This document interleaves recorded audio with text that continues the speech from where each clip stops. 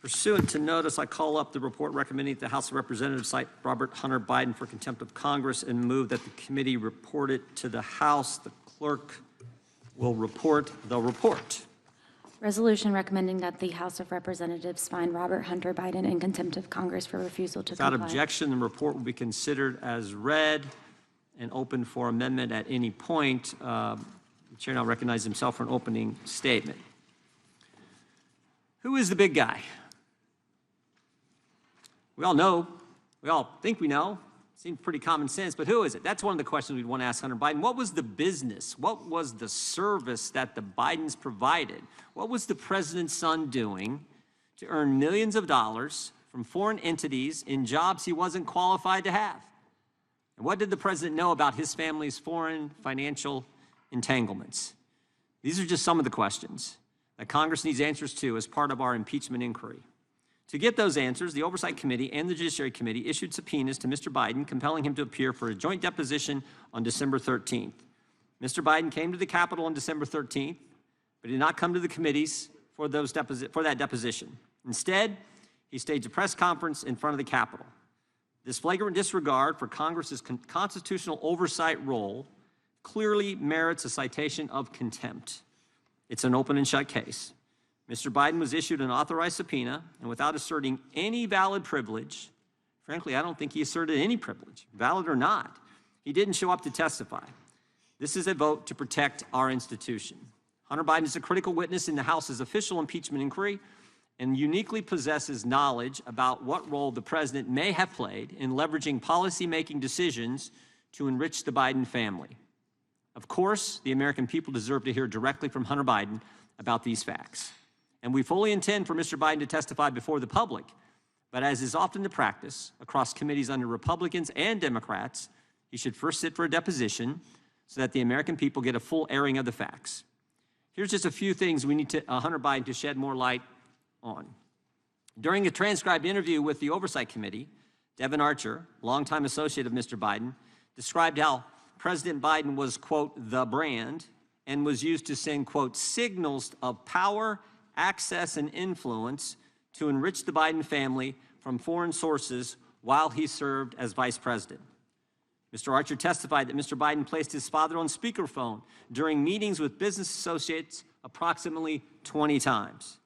We know one of those calls was made on December 4th, 2015. On that date, while Hunter Biden was in Dubai with Burisma executives Mr. Zolochevsky and Mr. Bazarski, they asked Hunter Biden to help alleviate the pressure they were under from the prosecutor in Ukraine. According to Mr. Archer, after that request was made, Hunter Biden, quote, called his dad.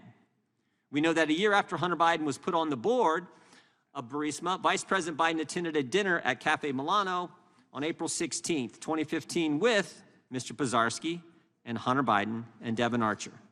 Devin Archer, who was also on this Ukrainian energy company's board. What then Vice President Biden did with Burisma is the blueprint for how this whole influence peddling scheme worked. There are four fundamental facts about the Biden's involvement with this company.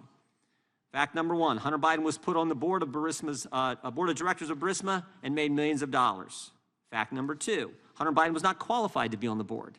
Not my words. He said so himself in an interview on ABC News. Fact number three, Burisma executives asked Hunter Biden to help alleviate the pressure they were under from the prosecutor in Ukraine. Fact number four, Vice President Biden used his official position to hold up American tax dollars going to Ukraine until that pressure was off Burisma. He conditioned the release of funds on the firing of the prosecutor who was applying the pressure to the company that his son sat on the board of. And these facts are corroborated with the confidential human source who told the FBI and was recorded in the 1023 form. In fact, the prosecutor, Victor Shokin, is mentioned 8 times by the confidential human source in that 1023 form. That same form, by the way, that Director Wray tried to prevent Congress from seeing. The confidential human source said Burisma hired Hunter Biden to protect us through his dad from all kinds of problems. In addition to all that, the House Ways and Means Committee uncovered a threatening 2017 message from Mr. Biden to a Chinese business executive related to a business deal in which Mr. Biden wrote, quote, I'm sitting here with my father, and we would like to understand why the commitment made has not been fulfilled. 9 days later, Mr. Biden invoked his father in that threatening message. A company affiliated with that business wired $5 million to a company jointly established by Mr. Biden. The same day, Mr. Biden transferred $400,000 from this joint venture to his personal company, and it appears now that President Biden ultimately received $40,000 of those proceeds. Rather than come before us and answer questions about these and other concurring instances of the Biden family trading cash for influence, Hunter Biden held a press conference a few hundred yards away from here, press conference where he said, "I'm happy to answer questions in public," but when he finished his statement, he abruptly left, taking no questions from the press. We have no choice but to hold Mr. Biden in contempt, and I would encourage a yes vote. We now yield to the ranking member for an opening statement.